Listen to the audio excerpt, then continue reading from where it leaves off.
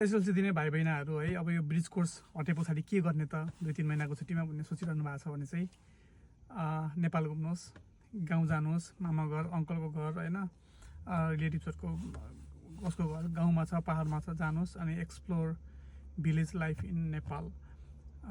गाई दुन सिक्नुहोस्, रुखमा फलेको आँप रुख चढेर खानुहोस्, लिची खानुहोस् होइन। अलिक पछि धान रोप्ने समय आउँछ, धान रोप्न सिक्नुहोस्, या एक्सप्लोर नेपाल है।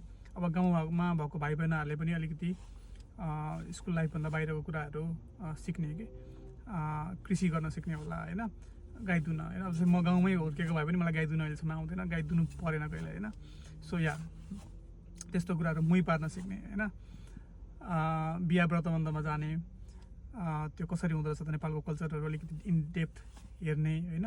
अर्को जातको साथीहरूको हुन्छ नि, जस्तै अब तपाईँ बाहुन क्षेत्री हो भने चाहिँ राई लिम्बू को बिहा कसरी हुँदो रहेछ होइन, अरू जातको बिहाहरू कसरी हुँदो रहेछ होइन, त्यो खालको कल्चर एक्सप्लोर गर्ने होला होइन। ल्याङ्ग्वेज सिक्ने होला, गेम खेल्ने, रमाइलो गर्ने नयाँ साथीहरू बनाउनुहोस्, हाइकिङ जानुहोस्, घर छोड्नुहोस् होइन।